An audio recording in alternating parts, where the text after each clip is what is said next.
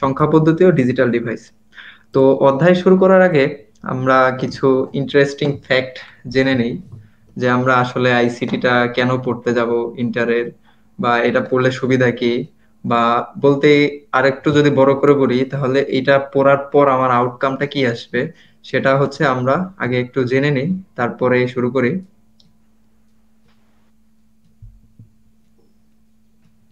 তো অধ্যায় 3, digital digital device ও সংখ্যা পদ্ধতি।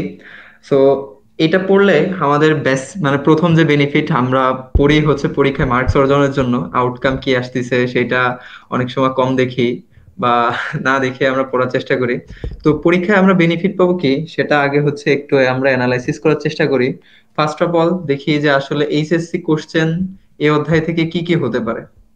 সো এই অধ্যায় থেকে আমরা এইচএসসি কোশ্চেন অ্যানালাইসিস করলে দেখতে পাবো যে মিনিমাম হচ্ছে 2টা কোশ্চেন আসবে, মিনিমাম 2 সেট হচ্ছে সিকিউ কোশ্চেন। আর যদি আমি ম্যাক্সিমাম কাউন্ট করতে চাই তাহলে ম্যাক্সিমাম 3 সেট কোশ্চেন আসার পসিবিলিটিস আছে। সো কেউ যদি এই অধ্যায়টা খুব ভালো মতো শেষ করে তাহলে সে এইচএসসি তে 3 সেট কোশ্চেন খুব সুন্দর মতো অ্যান্সার করতে পারবে।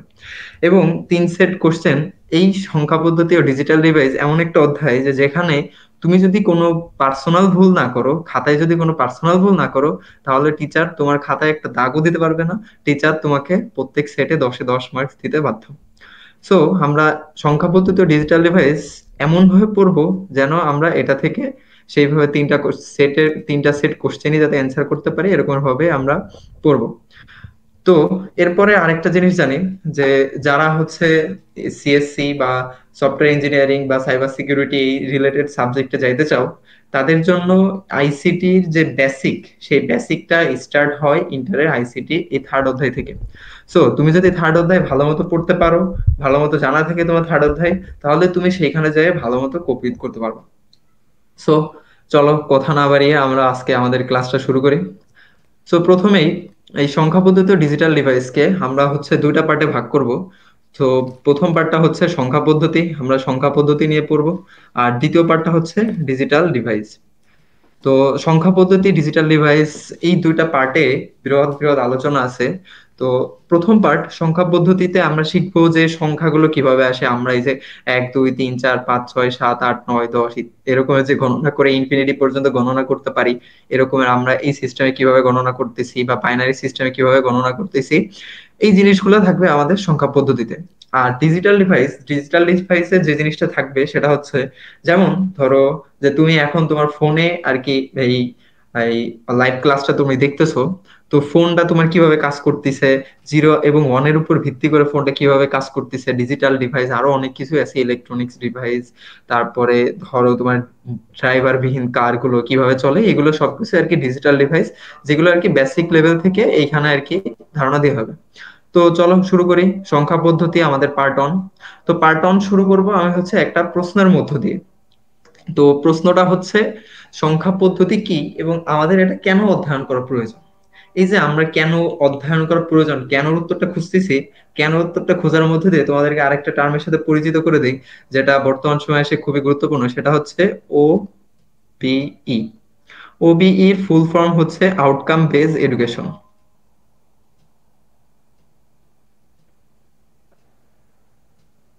Outcome base education. সো আমরা এইটা পড়ে কি শিখতে পারবো সেটা হচ্ছে আগে আমরা জেনে নিই, তাহলে আমাদের জন্য বোঝাটা সহজ হবে। তো সংখ্যা পদ্ধতি কি? সংখ্যা পদ্ধতি হচ্ছে বিভিন্ন সাংকেতিক চিহ্ন, প্রতীক বা অঙ্ক ব্যবহার করে সংখ্যা গণনা করা ও প্রকাশ করার যে পদ্ধতি, সেটাকেই বলা হচ্ছে আমাদের সংখ্যা পদ্ধতি।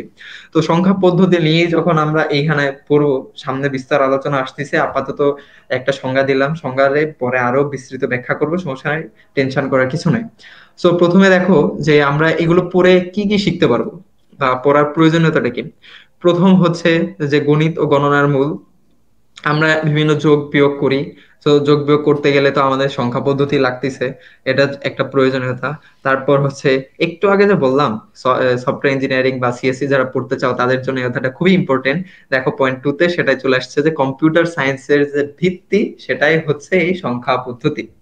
এরপরে প্রকৌশলে অনেক ব্যবহারিক প্রয়োগ আছে, সমস্যা সমাধান ও যৌক্তিক চিন্তা।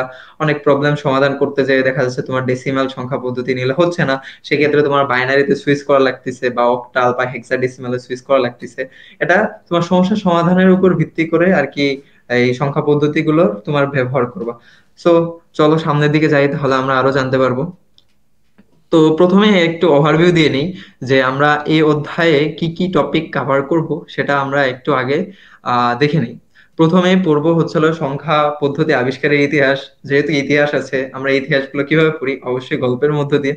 আমরা গল্পের মধ্য দিয়েই এই ফার্স্ট পার্ট যেটা আছে সংখ্যা পদ্ধতির আবিষ্কারের ইতিহাস, সেটাই আমরা পড়বো।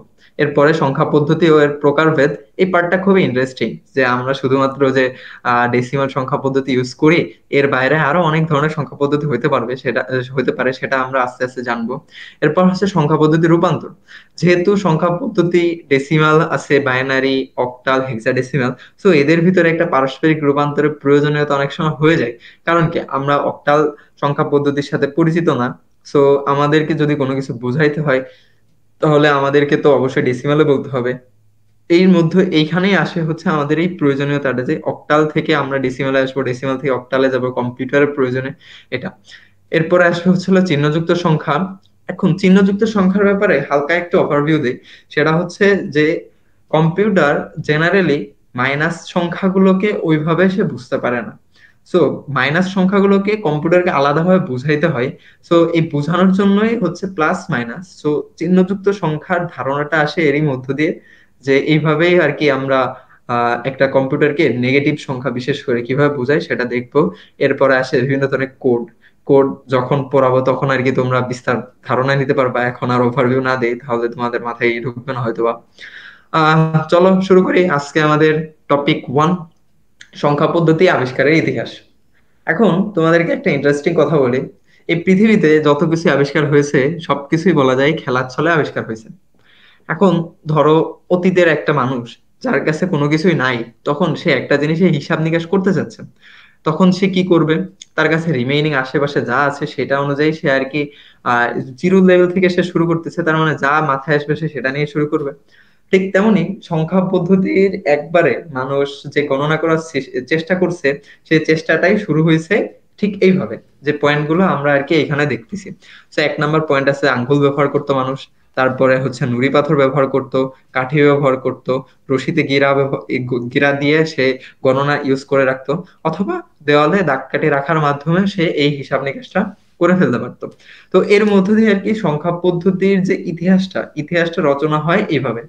তো যেমন আরেকটা জিনিস, এখানে একটা ইন্টারেস্টিং পয়েন্ট দেখি, সেটা হচ্ছে ব্রাজিলে ব্রাহা নামক একটা আদিবাসী আছে। তারা এখনো এক আর দুইয়ের বেশি গুনতে পারে না। সো তাদের সংখ্যা পদ্ধতিতেই কিন্তু আমরা দুইটা অঙ্কই দেখতে পারতেছি।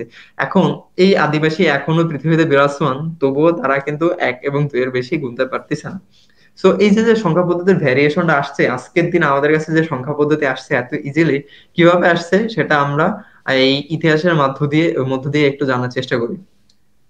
সো সর্বপ্রথম যে সংখ্যা পদ্ধতি, সরি, সর্বপ্রথম গণনার কাজে লিখিত সংখ্যা বা চিহ্নের প্রচলন শুরু করে সুমেরীয়, ব্যাবিলনীয় ও মিশরীয় সভ্যতা।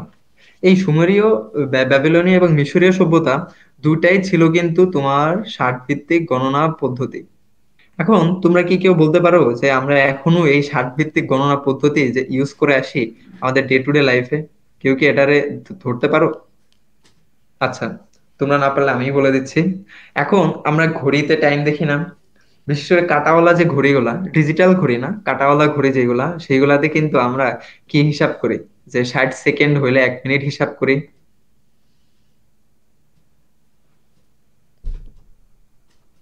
60 সেকেন্ড হইলে 1 মিনিট, 60 মিনিট হইলে 1 আওয়ার।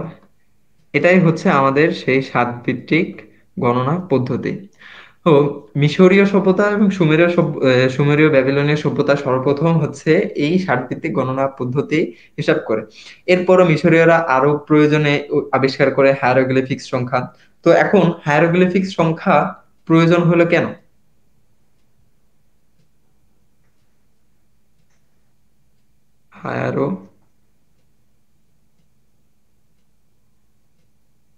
গ্লিফিক্স। এই যে যে শুরুর দিকে আমরা একটু আগে দেখলাম যে আঙ্গুল, কাঠি, নুড়ি পাথর এইগুলো ব্যবহার করে হচ্ছে সংখ্যা গণনা করতেছিল। এই গণনাতে হচ্ছে বড় যে সংখ্যাগুলো আসে সেই বড় সংখ্যাগুলো গণনা করা যায় না। এখন বড় সংখ্যা গণনা করার সুবিধার্থে হচ্ছে মিশরীয়রাই সর্বপ্রথম এই হায়ারোগ্লিফিক সংখ্যাটা আনে। এই হায়ারোগ্লিফিক সংখ্যার মধ্য দিয়ে হচ্ছে আমরা অনেক বড় বড় সংখ্যা আর কি খুব সহজে এই গণনা করতে পারি। আচ্ছা, এরপরে আমরা একটা জিনিস দেখি যে সংখ্যা পদ্ধতি আবিষ্কারের যে একটা ধারাবাহিকতা, সেই ধারাবাহিকতা সম্পর্কে আমরা একটু জানি। মিশরীয়দের পরে পরবর্তীতে যে তিনটি সভ্যতা উল্লেখযোগ্য হারে দেখা যায় সেটা হচ্ছে হলো মায়ান, চীন আর হচ্ছে ভারতীয় সভ্যতা। তো এই সভ্যতার ব্যাপারে অত ডিটেলস জানা লাগবে না, শুধুমাত্র এই পয়েন্টটা জানলেই হবে যে মায়ান যে সংখ্যা পদ্ধতি ছিল, মায়ান সংখ্যা পদ্ধতি হচ্ছে হলো 20 ভিত্তিক। মানে এর ভিত্তি হচ্ছে হলো 20, তার মানে কি 20টা ডিস্টিংক্ট এলিমেন্ট থাকবে যার উপর কাউন্ট করে হচ্ছে এই সংখ্যা পদ্ধতিটা গড়ে উঠছে। এরপর হচ্ছিল চীনা এবং ভারতীয়, এদের ভিত্তি কিন্তু 10 10 করে। ঠিক আছে, এতটুকু পর্যন্ত বোঝা গেছে। আচ্ছা, এরপরে আমরা একটু ছোট্ট একটা ছক দেখি যে আসলে এই ছকে কি দেখানোর চেষ্টা করা হয়েছে। ছকে হচ্ছে ইন্দো আরবীয় সংখ্যা পদ্ধতি, রোমান সংখ্যা পদ্ধতি, গ্রিক সংখ্যা পদ্ধতি, মিশরীয়, চাইনিজ, মায়ান, ব্যাবিলনীয় সবগুলো সংখ্যা পদ্ধতির ভিত্তি উল্লেখ করে দেওয়া হয়েছে। সো তোমাদের কাছে যেটা মোস্ট ইম্পর্টেন্ট সেটা হচ্ছে এই ভিত্তিগুলো মনে রাখাটা খুব গুরুত্বপূর্ণ, কারণ অনেক পরীক্ষায় দেখা যাচ্ছে এই ভিত্তি নিয়ে কোশ্চেন চলে আসতে পারে। তাই হচ্ছে তোমরা ভিত্তিটা ভালো মতো পড়ে ফেলবা। এবং এইখানে ব্যতিক্রম হচ্ছে এই দুইটাই, হচ্ছে মায়ান যেটা হচ্ছে 20 ভিত্তিক, আর হচ্ছে ব্যাবিলনীয় এটা হচ্ছে 60 ভিত্তিক। এখন চলো আমরা সামনের দিকে আগাই। আচ্ছা, এরপরে যে জিনিসটা মোস্ট ইম্পর্টেন্ট হয়ে যায় সেটা হচ্ছে হলো শূন্যের ধারণা এবং 10 ভিত্তিক গণনা, এই পদ্ধতিটা কিভাবে আসলো। শূন্য শূন্য কিন্তু এর আগের সংখ্যা পদ্ধতিগুলোতে জেনারেলি ইউজ করা হচ্ছিল না। এবং আমরা যে সংখ্যা পদ্ধতির ছকটা দেখলাম, সংখ্যা পদ্ধতির ছকে দেখো যে হিন্দু আরবীয় এবং চাইনিজ আহ, এইগুলা বাদে মাঝখানে যে তিনটা আছে এই তিনটাতে কিন্তু কোনো শূন্য, শূন্যের ঘরে কিন্তু কিছু নেই। তার মানে কি এরা এই সংখ্যা পদ্ধতিতে শূন্য ব্যবহার করতো না। সর্বপ্রথম তাহলে শূন্য ব্যবহার করা শুরু করছে কারা? শূন্যর সর্বপ্রথম বিকাশ এবং প্রচলন শুরু করে হচ্ছে হলো ভারতবর্ষ। ভারতবর্ষের গণিতবিদরা সর্বপ্রথম এই হিসাবটা নিয়ে আসে। এরপরে হচ্ছে হলো এটাকে হচ্ছে জনপ্রিয় করে তোলে হচ্ছে হলো আরবীয় গণিতবিদরা। তো আসলে একটু জানি যে আসলে শূন্য কেন ব্যবহার করা হতো না। শূন্যকে আসলে এই যে খ্রিস্টীয় শাসক যারা ছিল তারা শয়তানের রূপ বিবেচনা করত। শূন্যকে হচ্ছে হলো নফর বা কোনো কিছু না থাকা বোঝাতে হচ্ছে হলো শূন্য ব্যবহার করা হতো।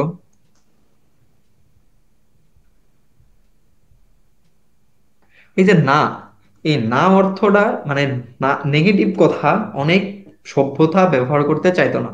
তার জন্য হচ্ছিল শূন্যকে ব্যবহার করা হতো না অনেক সভ্যতায়, কিন্তু আস্তে আস্তে এই শূন্যগুলো শূন্যের ব্যবহারটা প্রচলন করে তোলে এবং জনপ্রিয় করে তোলে ভারতীয় ও আরবীয় গণিতবিদরা।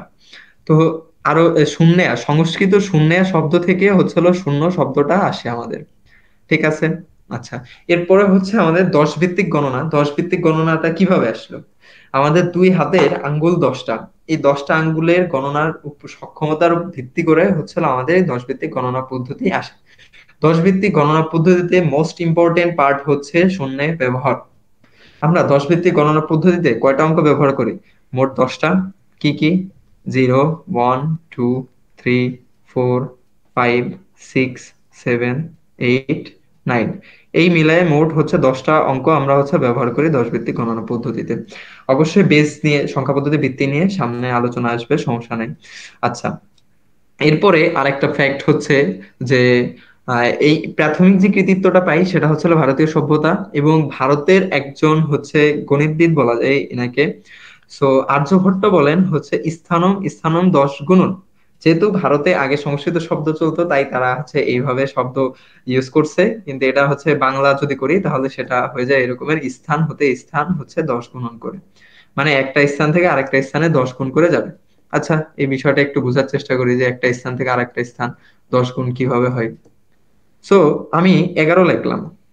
সো এই যে যে এই স্থান, এই স্থানের মান হচ্ছে কত, হচ্ছে আমার এই স্থানের মানটা 1 হচ্ছে। কিন্তু যখন আমি এইখানে আরেকটা 1 দিচ্ছি তখন এইটা থেকে 10 গুণ করে 1 যুক্ত হয়েছে, তারপরে এর সাথে আহ 10 গুণ করে 1 যোগ করলে আমি 11 পাইছি। তার মানে এই স্থান থেকে এইখানে যাইতে আমার কত বাড়ানো লাগলো? 10, এর জন্যই এই কথাটা বলছে যে স্থান হতে স্থান 10 গুণন। ঠিক আছে। আচ্ছা, এরপরে আরেকটা ইন্টারেস্টিং ফ্যাক্ট আমরা হচ্ছে জেনে নেই যে ভারতীয় গণিতবিদ পিঙ্গালা সর্বপ্রথম হচ্ছিল বাইনারি সংখ্যার হিসাব নিকাশ করে। পিঙ্গালা সর্বপ্রথম বাইনারি হিসাব নিকাশ দেয়। এই হিসাবটা করে সে মোটামুটি খ্রিস্টপূর্ব 5ম শতাব্দী থেকে 2য় শতাব্দীর ভিতরে আর কি পিঙ্গালা এই হিসাবটা দেয় আর কি, যে কিভাবে বাইনারি সংখ্যা আসে, দুই ভিত্তিক গণনা পদ্ধতি, খ্রিস্টপূর্ব 2য় শতকে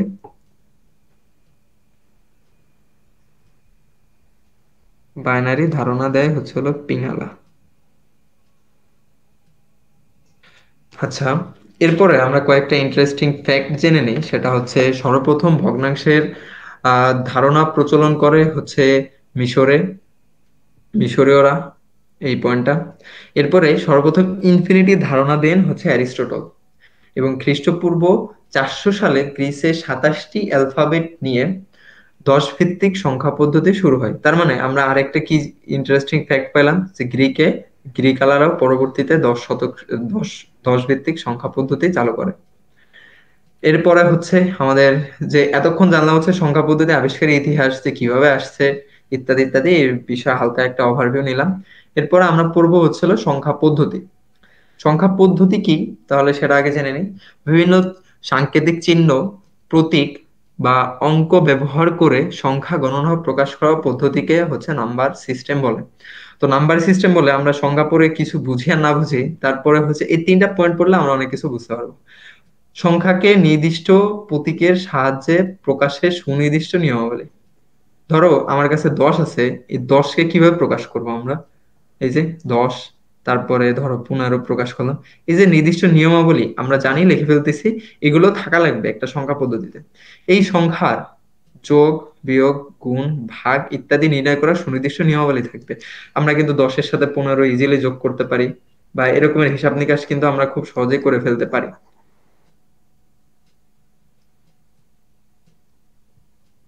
10 যোগ 15 আমরা জানি যে কিভাবে যোগ করে 25 হয়।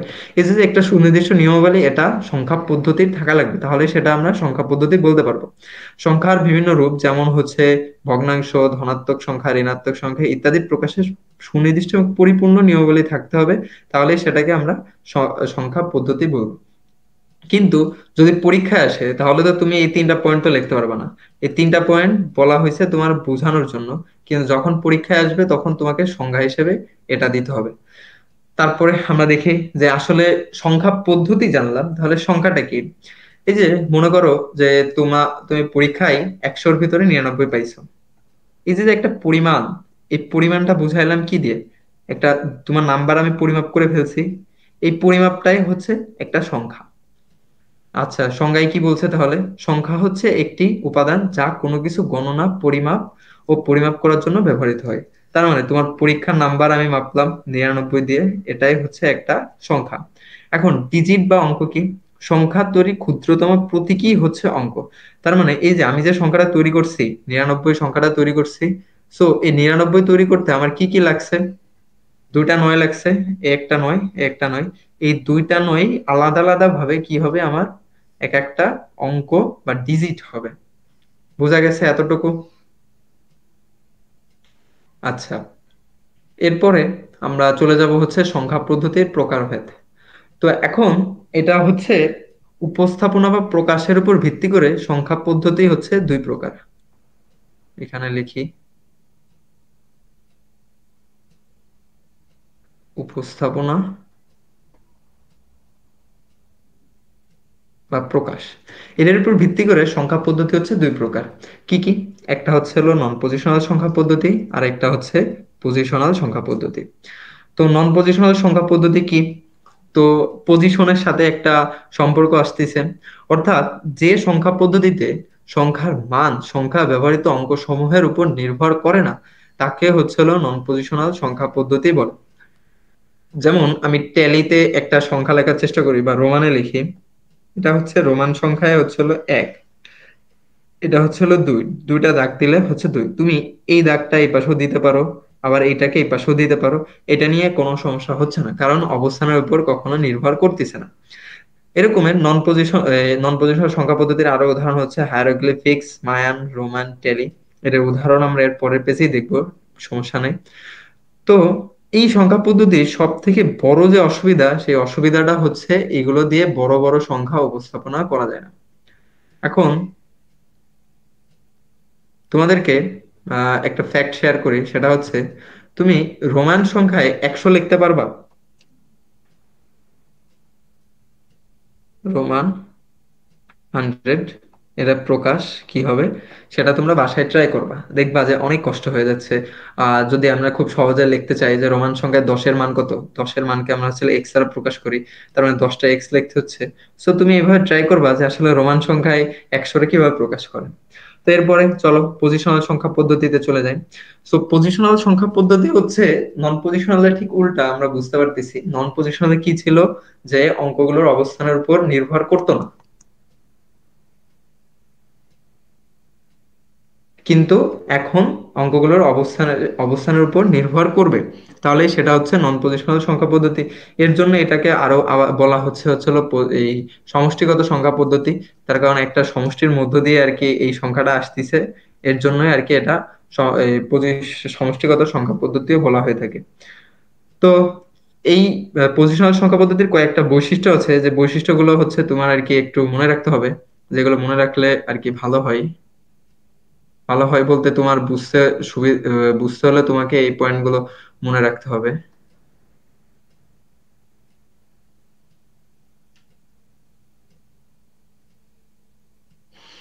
সো 1 নাম্বার পয়েন্ট হচ্ছে অঙ্কগুলো নিজস্ব মান। আমি এই শর্টকাটে লিখতেছি, নিজস্ব মান থাকবে। 2 নাম্বার পয়েন্ট হচ্ছে এইগুলোর একটা বেস বা ভিত্তি থাকবে, মানে সংখ্যা পদ্ধতিটারই একটা বেস বা ভিত্তি থাকবে। 3 নাম্বার পয়েন্ট হচ্ছে এদের একটা নির্দিষ্ট স্থানীয় মান থাকবে, নির্দিষ্ট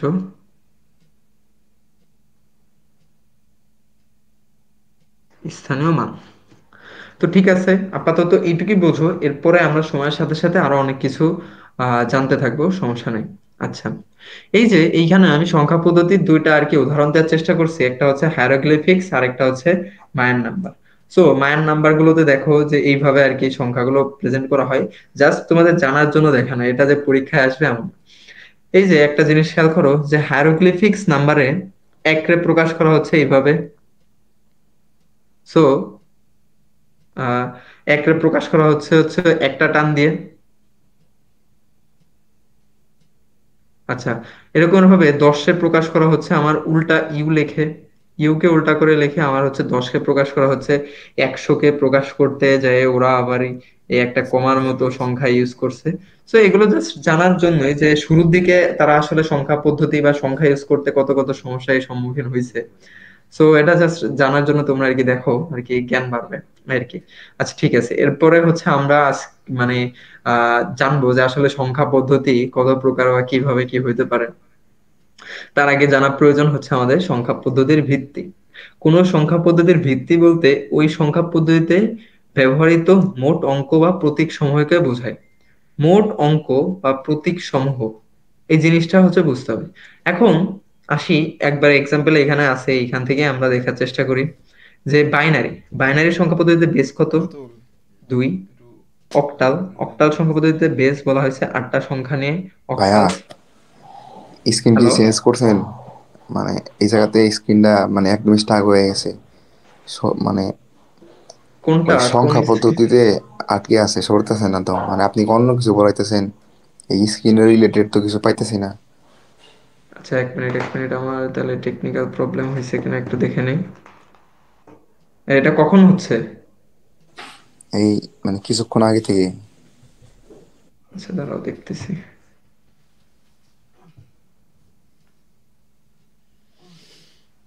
সংখ্যা পদ্ধতির এইখান থেকে। আচ্ছা, আমি আবার স্ক্রিনটা স্টপ করে আবার শেয়ার দিচ্ছি।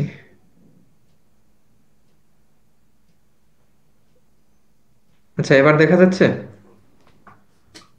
Hieroglyphics number. জি জি ভাইয়া, এবার দেখা যাচ্ছে। ওকে, তাহলে নন পজিশনাল সংখ্যা পদ্ধতির পরে আমি এই জিনিসটাই পড়াইছি, জাস্ট এই যে তোমাদেরকে দেখাইলাম একটা ছক ছিল, যে ছকে হায়ারোগ্লিফিক্স নাম্বারটা কেমন ছিল, মায়ান নাম্বারটা কেমন ছিল, এটাই জাস্ট। এটা হচ্ছে বিভিন্ন বইয়ে দেখবা আছে। সো তোমাকে কারোর ইন্টারেস্ট থাকলে এটা আর কি জানে রাখলো যে আসলে হায়ারোগ্লিফিক্স নাম্বার গুলো দেখতে কেমন, এটার জন্য যে মিশরীয়রা আবিষ্কার করছে এটা। আচ্ছা, এরপরে আমরা যে টপিকটা আসছি, এখন এখান থেকে দেখা যাচ্ছে সংখ্যা পদ্ধতির ভিত্তি। হ্যালো? জি ভাইয়া, শুনতে পাইতেছি, বলেন। আচ্ছা, দেখা যাচ্ছে এখন এই সংখ্যা পদ্ধতির ভিত্তি? জি ভাইয়া, দেখা যাচ্ছে। আচ্ছা, ওকে, তাহলে আবার দেখো একটু কাইন্ডলি। আচ্ছা, কোন সংখ্যা পদ্ধতির ভিত্তি বলতে ওই সংখ্যা পদ্ধতিতে ব্যবহৃত মোট অঙ্ক বা প্রতীক সমূহকে বোঝায়। সো এই যে আমরা এই অধ্যায় জুড়ে পুরোটা পড়ার চেষ্টা করব চারটা টপিকে, বাইনারি, অক্টাল আর হচ্ছে হেক্সাডেসিমাল, এই চারটা সংখ্যা পদ্ধতি পড়বো। তো এখন এই বেজের উপর ভিত্তি করে আমরা সংখ্যা পদ্ধতির নামকরণ করে থাকি। সংখ্যা পদ্ধতির বেজ এখানে কত আছে? 2। তার জন্য আমরা এটাকে বলতেছি বাইনারি। যদি 3 থাকতো, তুমি 3 নিয়েও আরেকটা সংখ্যা পদ্ধতি প্রচলন করে দিতে পারো। তাহলে এইরকম যদি সংখ্যা পদ্ধতি প্রচলন করি তাহলে কি হতে পারে আমাদের? ট্রায়াল নাম দিয়ে দেন। আচ্ছা, তুমি তোমার মতো চালু করবা, একটা নাম দিবা। এখন অঙ্ক থাকবে কয়টা? তিনটা। শূন্য, এক, তিনটা। দুই। 0, 1, 2, 3। সরি, 0, 1, 2 2 লিখতেছি তা উঠতেছে না কেন বুঝলাম না, কাহিনী কি?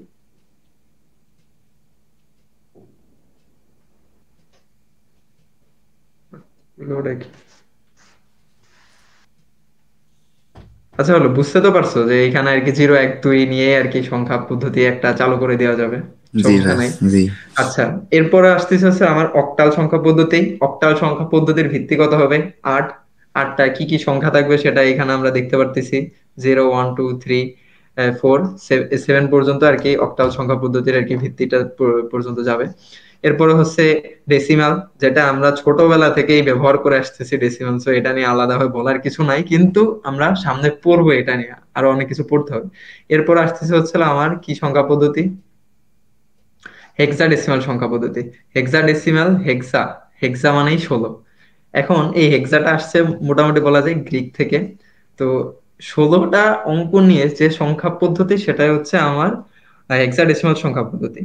তো 9 পর্যন্ত তো আমরা হচ্ছে জেনারেলি ইউজ করি, তাই না? এখন জি। জি। 9, 9-এর পরে যে সংখ্যাগুলো নিছে সেটা হচ্ছে ABCDF পর্যন্ত নিয়ে হচ্ছে আমার এই সংখ্যাটারে, এই সংখ্যা পদ্ধতির প্রচলনটা করছে ABCDEF পর্যন্ত নিয়ে হচ্ছে আমার হেক্সাডেসিমাল সংখ্যা পদ্ধতি। আচ্ছা, এরপরে আমরা এইগুলোর ব্যাপারে বিস্তর আলোচনা করব। তার আগে আমাদের যে জিনিসটা জানা দরকার সেটা হচ্ছে স্থানীয় মান। ছোটবেলায় আমরা স্থানীয় মান, একক, দশক, শতক, হাজার, অযুত, লক্ষ এরকম করে হিসাব করে অঙ্ক করতাম। ঠিক সেটাই স্থানীয় মান। এখানে স্থানীয় মানটা অনেকটা জরুরি হয়ে যায়। তার কারণ হচ্ছে একটাই, যে আমরা কি সংখ্যা পদ্ধতি ইউজ করতেছি।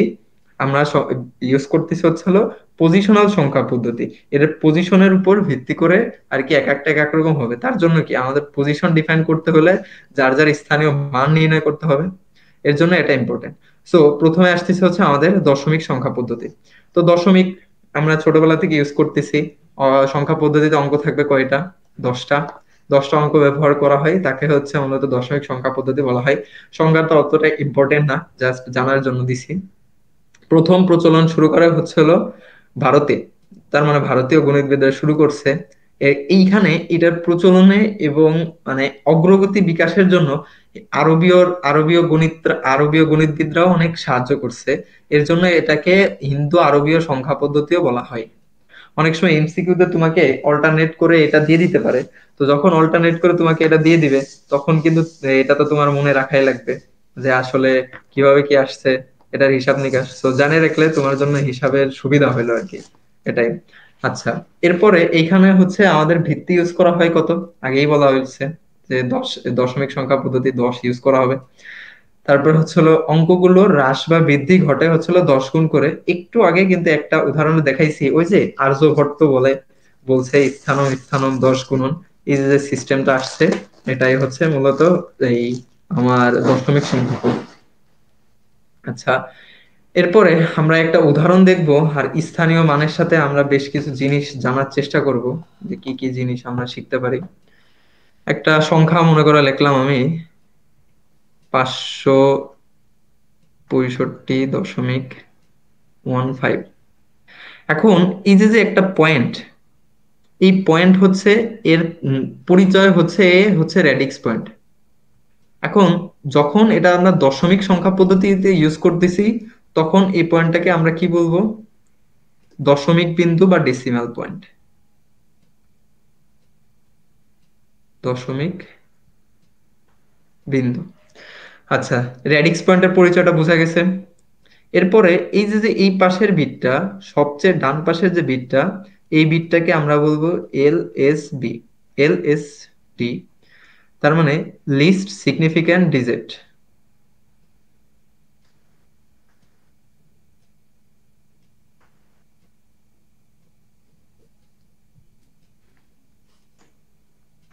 লিস্ট সিগনিফিক্যান্ট বলতে কি বোঝাচ্ছি? যে এই বিটটার গুরুত্ব এই সংখ্যায় সব থেকে কম। এই বিটটা না থাকলে আহামরি সমস্যা আমার হবে না। কারণ পয়েন্টের পরে এই যে আমরা পয়েন্ট ক্লোজ করে দেই, সেই ধারণা থেকে এটা আসছে যে এই বিটটার অতটা গুরুত্বপূর্ণ না, মানে কম গুরুত্বপূর্ণ বোঝায়। এই পাশের এই বিটটা সেম ভাবে, তার মানে উল্টা হবে, মোস্ট সিগনিফিক্যান্ট ডিজিট। তার মানে আমি চাইলে এই বিটটাকে আমি নাকচ করে দিতে পারবো না, বা এই বিটটাকে ক্লোজ করতে পারবো না, কারণ এই বিটটাই কি সর্বোচ্চ মান নির্ধারণ করতেছে না। এর জন্য একে সর্বোচ্চ বিট মানে মোস্ট সিগনিফিক্যান্ট ডিজিট বলা হচ্ছে। আচ্ছা, এরপরে আমরা ওই যে স্থানীয় মান যে নির্ণয় করতাম, সেটার একটা আমরা হিসাব দেখবো যে কিভাবে আসে আসলে। এইখানে এই পয়েন্টটাকে এইখানে 5 আনতে হবে। তার মানে এই অবস্থানটাকে আমরা জিরো অবস্থান দ্বারা ডিফাইন করতে পারি। যেহেতু 10 দ্বারা কম বেশি হয়, তার মানে ভিত্তির উপর পাওয়ারটা দিয়ে আমি যদি এই সংখ্যা দিয়ে গুণ করি, তাহলে আমি এইখানে 5 পাবো। কারণ something to the power not মানে কি 1, 1 এর সাথে 5 গুণ 5। তো এই যে এইখানে এখন এই সংখ্যাটা কত হবে? এর মান হবে আসলে 60। সো 60 আনতে হলে কিভাবে কি করা যায়? সো 6 গুণ 10 টু দি পাওয়ার 1, 6×10 = 60। এই যে যে অবস্থানগুলো দেখাচ্ছি, এগুলো তোমরা হয়তোবা শিখছো কোনো এক সময়, বাট এইভাবে শেখো নাই, এর জন্য বুঝতে অসুবিধা হতে পারে। তো এই যে যে এদিক থেকে শুরু থেকে এইখানে নামকরণ করতেছে 0, 1, 2 অবস্থান অনুযায়ী। সেম ভাবে আমি এই পাশে গেলেও এটা 1, 2 এইভাবে যাবো, কারণ জিরো তো আমি অলরেডি একবার নিছি, তাই এই পাশে এটা নিলাম। কিন্তু পয়েন্টের পরে আমি কি আর ওই পূর্ণ সংখ্যার পাওয়ার আকারে যাইতে পারবো? না, আমাদের যাইতে হবে ঋণাত্মক পাওয়ার আকারে। এই যে সংখ্যার অবস্থানের উপর ভিত্তি করে যে আমরা সংখ্যাটা আনতে পারি, সেটা কি বোঝা গেল?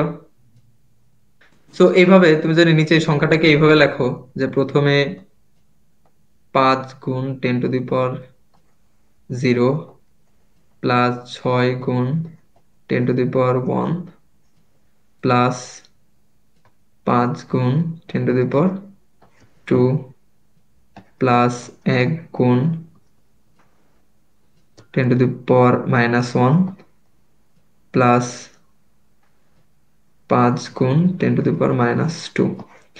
এইটারে যদি সবগুলো যোগ করো, তাহলে এক্স্যাক্টলি 565.15 সংখ্যাটাই পাওয়া যাবে। এতটুকু বোঝা গেল? জি আচ্ছা, ভাইয়া। এরপরে যেটা আমরা শিখবো সেটা হচ্ছে বাইনারি সংখ্যা পদ্ধতি। এখন তোমাদেরকে হচ্ছে বেসিক্যালি যে কাজটা করা হচ্ছে, সংখ্যা পদ্ধতির ব্যাপার ওভারভিউ দেওয়া হচ্ছে। এরপরে যে কাজটা শুরু হবে সেটা হচ্ছে যে বাইনারি থেকে ডেসিমালে যাব, ডেসিমাল থেকে বাইনারিতে আসবো।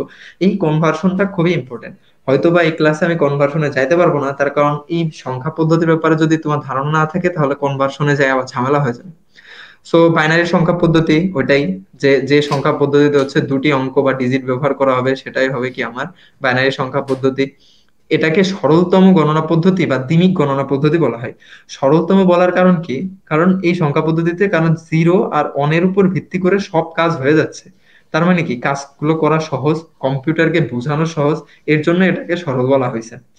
আচ্ছা, এইখানে যে রেডিক্স পয়েন্টটা, সেই রেডিক্স পয়েন্টটাকে হচ্ছে হলো বাইনারি পয়েন্ট বলা হয়। সেম ভাবে আমরা দশমিকের ব্যয় ডেসিমালের ক্ষেত্রে কি বলছিলাম? দশমিক বিন্দু বা দশমিক পয়েন্ট সেটা বলছিলাম।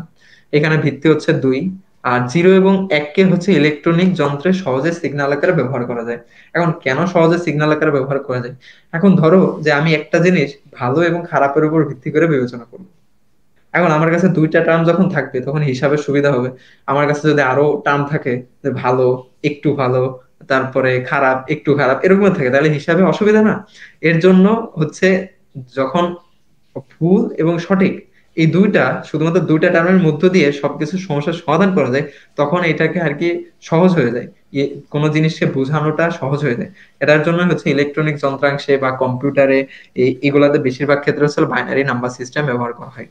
তো এখন দেখি বাইনারি নাম্বার সিস্টেমে ঠিক সেমন ভাবে আমরা একটা নাম্বার নেই, তারপরে এটাকে আর কি ভাঙিয়ে দেখার চেষ্টা করি যে নাম্বারটা আসলে কিভাবে আসে। সো 1 0 0 1.100। আচ্ছা, এখানে যদি আমি 2 দিতাম তাহলে কি এটা বাইনারি নাম্বার হইতো?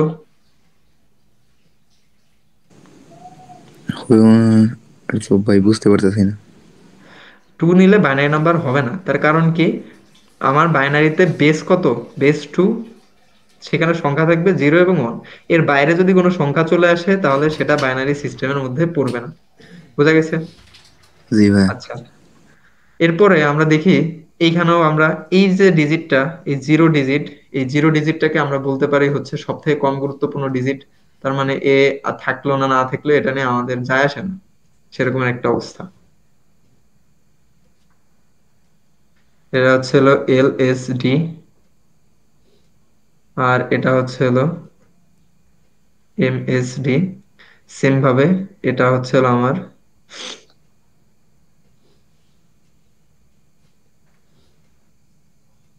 Binary point. সো আমি এবার এই সংখ্যাটাকে আর কি প্রকাশ করব। তাহলে এর অবস্থানের জন্য আগে আমরা শুরুতে অবস্থানগুলোরে আগে ডিফাইন করি। তাহলে এটা 0 অবস্থান, এটা 1তম অবস্থান, এটা 2তম অবস্থান, এটা 3তম অবস্থান। সো আমি যদি এখানে 1 পেতে চাই তাহলে আমার কি করা লাগবে? 1 ইন্টু, এখন আগের স্লাইডে কি করছিলাম? 10 দিছিলাম, এখন আমি 2 দিলাম। কেন 2 দিলাম? কারণ আমার এখানে বেস কত? 2, ভিত্তি 2, কারণ দুইটা অঙ্ক ব্যবহার করতেছি। এর জন্য আমি এখানে 2 দিয়ে হিসাব করব। তাহলে সেম ভাবে এখানে কত হবে? 2 টু দি পাওয়ার 1 হবে। তারপরে এখানে কত হবে? 2 টু দি পাওয়ার 2। এখানে কত হবে? 2 টু দি পাওয়ার 3। এখন তুমি যদি এই সংখ্যাটাকে যদি এভাবে লেখো, 1 ইন্টু 2 টু দি পাওয়ার ওর কাছে মুক্তি চায়, থ্রি রুবেলের ওর মুক্তি চায়।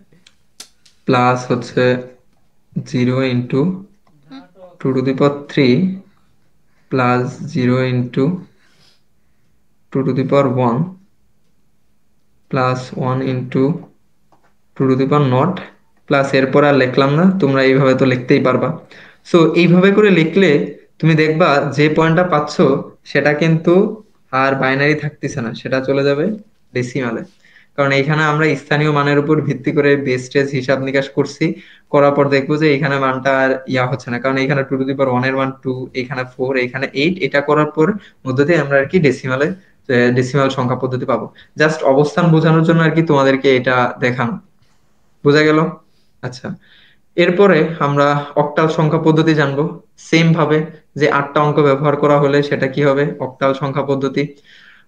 অক্টাল সংখ্যা পদ্ধতি কেন প্রয়োজন? কম্পিউটারের অভ্যন্তরীণ বিভিন্ন কাজের ব্যাখ্যা প্রদান করার জন্য হচ্ছে হলো অক্টাল সংখ্যা পদ্ধতি প্রয়োজন।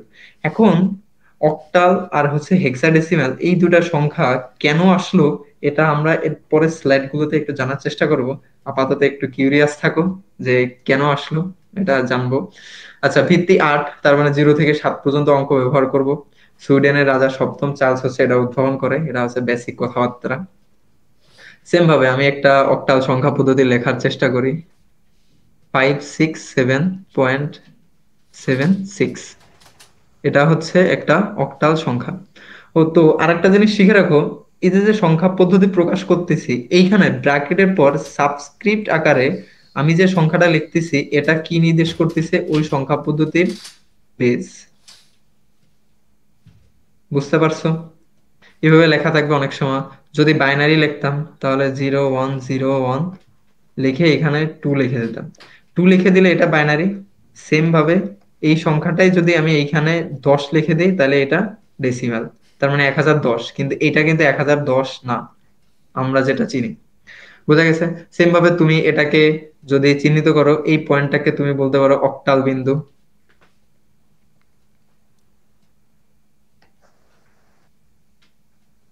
আর বাকিগুলো অ্যাজ ইউজুয়াল সেম। তুমি এখানে যাওয়া হচ্ছে অক্টালে যখন, তখন হচ্ছে 8-এর পর মানে ভিত্তি কত হবে? 8। তার জন্য আমরা 8 দিয়ে শুরু করব। এখানে 8 two the power 1, 8 two the power 2, এটা হচ্ছে হলো 8 ইনভার্স 1, আর এটা হচ্ছে 8 ইনভার্স 2। এভাবে আর কি প্রকাশ করা যায়। আচ্ছা, এরপরে আমরা আর কি একটা উদাহরণ দেখি যে আসলে এতক্ষণ ধরে পড়তেছি এই টাইপের প্রশ্ন পরীক্ষায় কি আসতে পারে। পরীক্ষায় কি আসতে পারে যে 1+1 10 হতে পারে, ব্যাখ্যা করো। এখন আমরা তো জানি জেনারেলি 1+1 কত হয়? 2।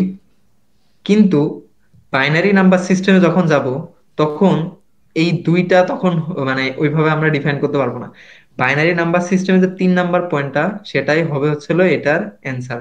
কারণ এক আর এক যোগ করার ফলে আমাদের হচ্ছে 3। আচ্ছা, সিরিয়াল অনুযায়ী একটু দেখি। 0 1 2।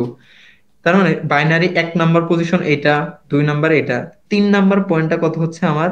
2। এই বাইনারি 3 নাম্বার পজিশনটাকে আমরা লিখি হচ্ছে এইভাবে, বাইনারি নাম্বার সিস্টেম। তার মানে এক আর এক যোগ করে 10 হওয়া পসিবল, যদি না সেটা কি নাম্বার সিস্টেম হয়? বাইনারি। তার মানে পরীক্ষায় তুমি এটারে যখন খ নাম্বারের কোশ্চেনে আসবে, তখন তুমি সাজায় মানে প্রথমে লাইনে লিখবা 1+1 10 হতে পারে। এরপরে তুমি ব্যাখ্যা করবা যে বাইনারি নাম্বার সিস্টেমে আমরা জানি যে বাইনারি নাম্বার সিস্টেমের ভিত্তি হচ্ছে 2, যেখানে 0 এবং 1 অঙ্ক থাকে। কিন্তু এখানে এক আর এক যোগ করলে আমরা ডেসিমাল নাম্বার সিস্টেমে পাচ্ছি 2। তার মানে এটা 2, এই সংখ্যাটা হচ্ছে বাইনারি নাম্বার সিস্টেমের তৃতীয় সংখ্যা। আর বাইনারি নাম্বার সিস্টেমের তৃতীয় সংখ্যা হচ্ছে 10। তার জন্য এক আর এক যোগ করলে 10 হওয়া সম্ভব। ঠিক আছে? এখন তুমি যদি এটা বাচ্চা কারোরে দিয়ে বলো যে এক আর এক 10 হয়, তাহলে তো এখন বলে যে ভাই পড়ালেখা কিছু পারে না, কিছু না, খালি খালি ইন্টারে উঠে গেছে। সো এই যে নতুন নাম্বার সিস্টেম তুমি শিখতেছো, ইন্টারেস্টিং তো এই জন্য লাগা উচিত। আচ্ছা, এরপরে 7 আর 1 8 হয়, কিন্তু এখানে লেখা রাখছে 10। তার মানে এরা কি ভুল লিখছে? না, অবভিয়াসলি ভুল লেখা নাই। তার কারণ হচ্ছে অক্টাল নাম্বার সিস্টেমে যদি আমি যাই, অক্টাল অক্টাল নাম্বার সিস্টেমের ভিত্তি ছিল 7। তার জন্য আমরা কত পর্যন্ত যাইতাম? 5 6 7। এই যে ভিত্তি 8টা, এই 8টা ভিত্তি লিখে ফেললাম। এখন 7 আর 1 যোগ করলে আমার ভ্যালু পাচ্ছি কত? 8। কিন্তু অক্টাল নাম্বার সিস্টেমে কি 8 আছে? বেজে কি 8 আছে? 8 নাই। তার মানে এই 8 নাম্বারটাই হবে হচ্ছে হলো এর মানে 8 নাম্বারটা অক্টাল নাম্বার সিস্টেমের হচ্ছে 10 হবে। তার কারণ আমার তো অঙ্ক ফুরাই গেছে। সো এখানে আবার ওয়ানের পরে 0 দিয়ে আমার আর কি অক্টালের 8 নাম্বার যে অঙ্কটা হয় সেটা লিখতে হবে। এর জন্য 7 আর 1 8 যোগ করা পসিবল। সাত কি সরি 7 আর 1 যোগ করে 10 হওয়া সম্ভব। বোঝা গেল? এইগুলা প্রশ্ন কিন্তু খ নাম্বারের জন্য খুবই ইম্পর্টেন্ট। আচ্ছা, এরপরে আসি হচ্ছে হেক্সাডেসিমাল। সো হেক্সাডেসিমালের ব্যাপারে তো বললামই আগে হালকা পাতলা। এরপরে হচ্ছে 16টা অঙ্ক ব্যবহার করা হয়। 9-এর পরে যে অঙ্কগুলো এক্সট্রা ব্যবহার করা হয় সেটা হচ্ছে A B C D E F এই পর্যন্ত। এখন অক্টাল নাম্বার সিস্টেমটা কেন আনা হলো? এটা হচ্ছে যে বাইনারি নাম্বার সিস্টেমে একটা সংখ্যা উপস্থাপন করতে গেলে অনেকগুলো জিরো জিরো এবং ওয়ানের প্রয়োজন। একটা নাম্বার স্থাপন করতে গেলে অনেক অনেক অনেক 0 1-এর প্রয়োজন, এক একটা এক এক রকম ভাবে আসবে। তো এই এইটা যাতে একটু সহজে কমে আসে, এর জন্যই আর কি আমাদের এই হেক্সাডেসিমাল নাম্বার সিস্টেমটা ব্যবহার করা হয়, কারণ এটাতে ভুলের সম্ভাবনা অনেকটা কমানো যায়। এছাড়াও এটা ব্যবহার করে আমরা মেমোরি অ্যাড্রেস নির্ণয় করতে পারি, অনেক সময় কালার নির্ধারণ করা যায়। এটার জন্য হচ্ছে মূলত এই সংখ্যা পদ্ধতিটা নিয়ে আসা। আচ্ছা, এরপরে আমাদের যে জিনিসটা আসবে সেটা হচ্ছে, যাই হোক আমরা একটা উদাহরণ দেখে ফেলি। 16AB.A এই যে নাম্বারটা লিখলাম, এই নাম্বারটা কিন্তু একটা হেক্সাডেসিমাল নাম্বার। তার কারণ কি, আমি এবি যখন ইউজ করতেছি তখন এটা আমার হেক্সাডেসিমালে চলে যাচ্ছে। তো এটাকে যখন আমরা রেডিক্স পয়েন্টের এটা নিব, রেডিক্স পয়েন্টটাকে কি বলবো? হেক্সা বিন্দু।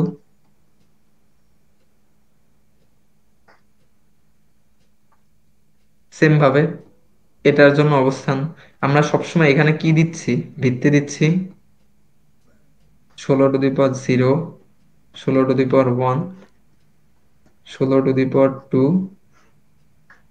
16^3। এভাবে করে আমরা আর কি এইগুলোর সংখ্যাটারে এই হিসাব করতে পারি বা এটার মানে অবস্থানটা বোঝানো যায়। আচ্ছা, এতটুকু তো বোঝা গেছে। জি ভাইয়া, কিন্তু এই 16-র সাথে এ গুণ করলে কি হবে আবার? মানে হ্যাঁ, 16-র সাথে এ গুণ করলে আমি এইখানে পজিশনটা দেখাচ্ছি, 16-র সাথে যখন এ গুণ করবা, এ এর মান আছে তখন, যখন আমরা আর কি রূপান্তর শিখবো তখন এটার আরো বিস্তর হয়ে নিয়ে যাব। এখন 9-এর পরে আমরা এই হিসাব করছি, তার মানে এ এর মান ডেসিমেলে হিসাব করলে কত হচ্ছে আমার? 10। 10 ও বি বি এর মান 11, তাহলে কত হচ্ছে? 11। 11। এরকম ভাবে আমার তো সি ছিল তাই না? হ্যাঁ, তাহলে সি এর মান কত হচ্ছে? 12, 12, ডি 13, ই 14, আর হচ্ছে এফ 15। 15। দেখছো আমরা ও, এতক্ষণ কি শিখতেছিলাম যে ডেসিমালে আমার নাম্বার আছে কত পর্যন্ত, 0 থেকে 9 পর্যন্ত, অক্টালে 0 থেকে 7 পর্যন্ত। তার মানে এই যে যে লাস্টের নাম্বারটা আমরা ডিফাইন করতেছিলাম কি দিয়ে, ধরো যে n-1ই ধরো, বেজ -1, বেজ 8টা, 8-এর থেকে তুমি হচ্ছে 1 বিয়োগ করে দিচ্ছ, তাহলে ওই পর্যন্ত গেলে আমি হচ্ছে কি পাচ্ছি, ওই নাম্বার সিস্টেমের অঙ্কগুলো পাচ্ছি। দেখো সেম ভাবে এই যে এখানে 15, বেস ছিল কত, 16, 16-1, তার মানে 0 থেকে 16-1 পর্যন্তই আমার হচ্ছে অক্টাল নাম্বার সিস্টেম। এখন এটা যখন আমি রূপান্তর করব তখন আর কি এই এ বি এর মান হিসাব করে আরো কাজ বাজ করব, তখন বুঝতে সুবিধা হবে। এখন তো রূপান্তর করতেছি না, তাই আর কি ওটার ব্যাপারে বললে তোমরা আরো মানে বুঝতে পারবে না কিছু। তো এতটুকু তো যা পড়াইছি এটা তো বোঝা গেছে। জি ভাইয়া, বুঝতে পারছি। আচ্ছা, এটা আর তাহলে এই বিটটা কি বিট হবে? MS MSD. এমএসডি মানে মোস্ট সিগনিফিক্যান্ট ডিজিট, সব থেকে গুরুত্বপূর্ণ।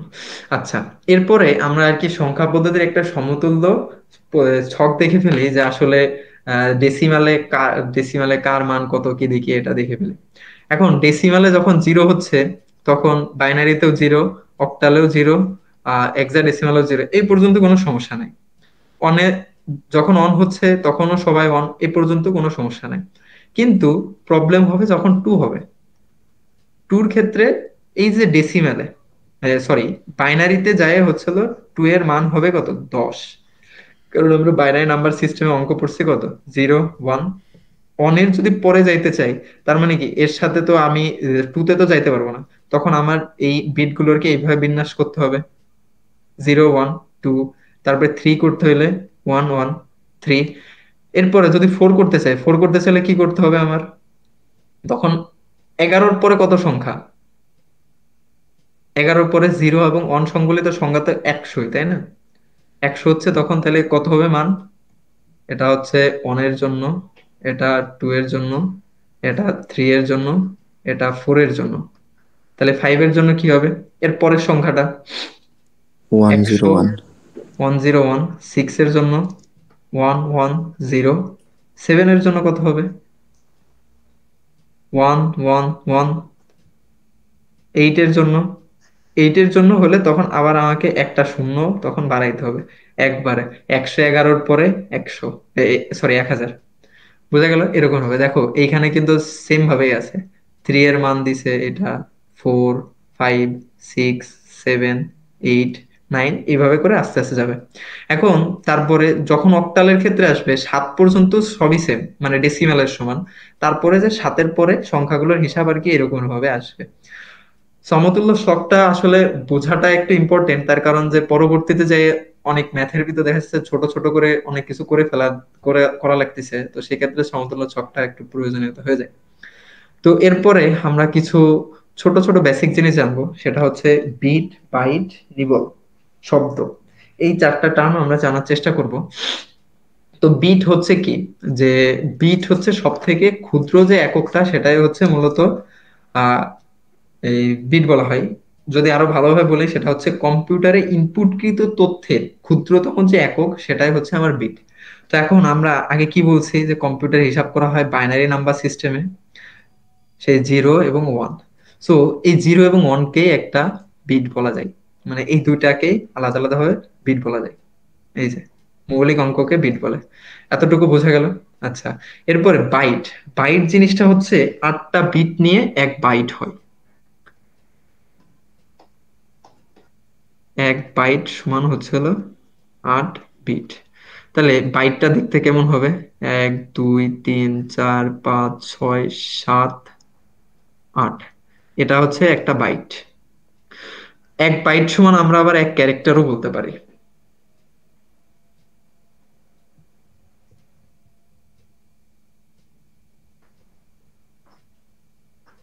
On character. বোঝা গেল? আচ্ছা, এর পরের যে টার্ম, সেই টার্মটা হচ্ছে অতটা ইম্পর্টেন্ট না, নিবল, বাট বুঝলে অনেক ইন্টারেস্টিং লাগবে। এক বাইটের অর্ধেককে হচ্ছে নিবল বলা হয়। তার মানে এক বাইটে আমার সংখ্যা ছিল কয়টা, মানে সরি, বিট ছিল কয়টা? 4টা। এক বাইটে। এক বাইটে? এক বাইটে যে 8টা। ও 8টা। হ্যাঁ। এক বাইটে 8টা।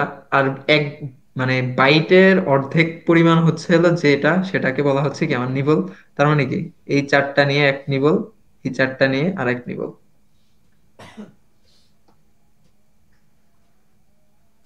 নিবল। এখন নিবল জিনিসটা কেন আসলো? এখন হেক্সাডেসিমালের এক একটা নাম্বারকে উপস্থাপন করতে আমার 4টা বিটের প্রয়োজন হয়। এই 4টা বিটকে যাতে আমার বারবার 4 বিট 4 বিট না বলা লাগে, এর জন্যই মূলত নিবল আনা হয়েছে। এখন এরপরে শব্দ, এক বা একাধিক বিট বা বাইট নিয়ে গঠিত শব্দকে কম্পিউটার শব্দ বলে। এটাকেও একটা শব্দ বলা যায়।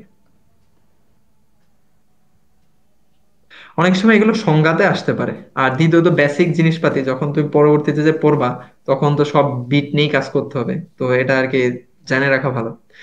এরপরে মোস্ট ইন্টারেস্টিং পার্ট হে অধ্যায়, সেটা হচ্ছে অক্টালকে 3 বিটের কোড বলা হয়, হেক্সাডেসিমালকে 4 বিটের কোড বলা হয়। কেন বলা হয়, এই কেনটাই হচ্ছে মোস্ট ইম্পর্টেন্ট, তার কারণ এটার উপর ভিত্তি করে তোমার কোশ্চেন আসবে। তো অক্টাল নাম্বার সিস্টেমে সর্বোচ্চ নাম্বার কত ছিল আমার? 7। মানে এক ডিজিটের মধ্যে সর্বোচ্চ নাম্বার ছিল আমার 7। এই 7টাকে যদি আমি বাইনারিতে প্রেজেন্ট করি, তাহলে আমার কতটা ডিজিট লাগে বাইনারি?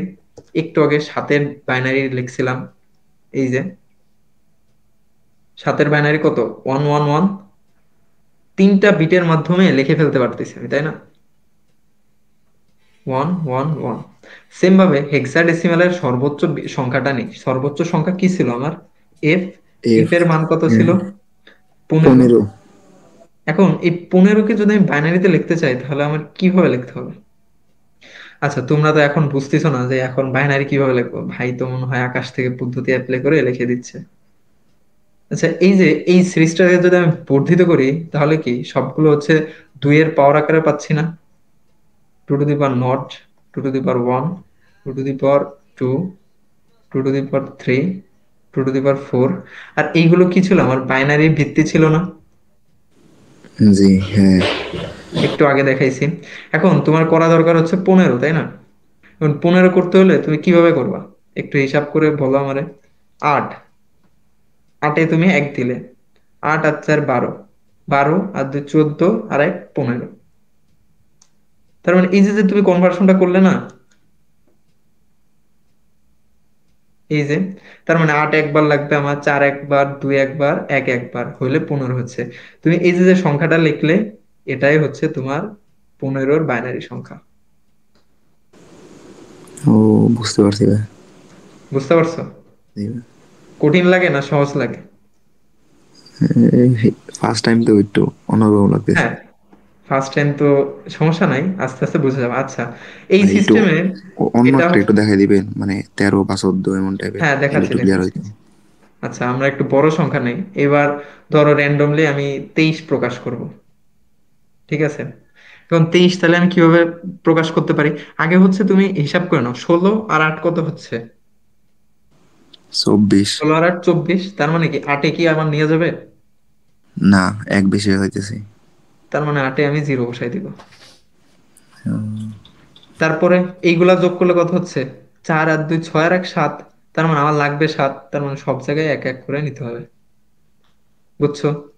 আচ্ছা, জি ভাই। এরপরে আরেকটা দেখো, 31।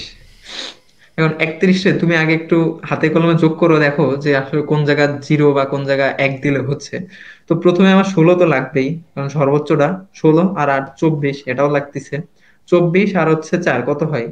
28 এটাও লাগবে। 28, এটাও লাগবে। আর এটা কত? 28 আর 2, আর দুই 30, সবগুলাই তো লাগবে। সবগুলাই লাগবে, তার মানে সবগুলাই 1। এটাই আমার 31-এর বাইনারি রিপ্রেজেন্টেশন। এটা কিন্তু সহজে বোঝার জন্য, এটা মানে কোনো ধরা বাঁধা নিয়ম না বা এমসিকিউ, বা এমসিকিউ তো আসলে তো তুমি যে কোনো ভাবে করতে পারো, এটা তোমার পার্সোনাল চয়েস, কিন্তু যখন রিটেনে আসবে তখন একটু ভিন্নভাবে করতে হবে। রিটেনেরটা হয় আজকের ক্লাসে কভার করতে পারতেছি না, পরের ক্লাসে ইনশাল্লাহ রিটেনেরটা শুরু করবো। তো যেটা বলতেছিলাম আর কি, অক্টালকে 3 বিটের কোড কেন বলা হয়, কারণ অক্টালের যে সর্বোচ্চ নাম্বারটা, সেটাকে দেখো আমি 3টা বিটের মধ্য দিয়ে নিয়ে আসতে পারছি। আবার হেক্সাডেসিমালের যে সর্বোচ্চ নাম্বারটা, সেটাকে আমি কয় বিটের মধ্য দিয়ে নিয়ে আসতে পারছি? 4 বিট। এর জন্যই মূলত এদেরকে 4 বিটের কোড বলা হয়। আর একটু আগে যে বললাম যে হেক্সাডেসিমালকে প্রেজেন্ট করার জন্যই হচ্ছে আমার নিবল শব্দটা আসছে। এবার বুঝছো যে কেন আসছে? হেক্সাডেসিমালের একটা ডিজিটকে উপস্থাপন করতে বাইনারি কয়টা ডিজিট লাগতেছে? 4টা ডিজিট। 4টা ডিজিট, এর জন্য নিবল শব্দটা আসছে। আবার এর জন্যই হেক্সাডেসিমালকে 4 বিটের কোড, আর হচ্ছে অক্টালকে 3 বিটের কোড বলা হয়। তো আজকের ক্লাসে এমন কোন টপিক আছে যেটা তোমরা বুঝতে পারো নাই? এখন জিজ্ঞাসা করতে পারো, সমস্যা নাই।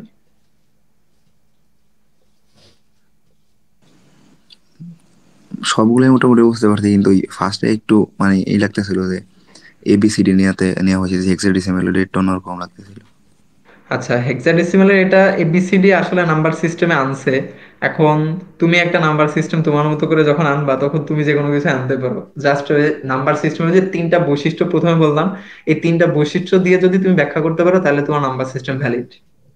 ঠিক আছে। এখন এবিসিডি আনছে, এবিসিডি এর মান হচ্ছে ডেসিমালে আমরা ক্যালকুলেট করে ওইভাবে আনি। সো তুমি যখন এই ম্যাথ গুলো আস্তে আস্তে করবা, তখন আর কি আরো বুঝতে পারবা যে আসলে এবিসিডি দিয়ে আসলে ঘাবড়ানোর কিছু নাই। সো এগুলো প্র্যাকটিসের উপর নির্ভর করবে। কিন্তু দুঃখের বিষয় এই যে আজকের ক্লাসে প্র্যাকটিস টাইপের আমি কিছুই করাইতে পারি নাই, জাস্ট হচ্ছে সব বেসিক কিছুই করাইলাম।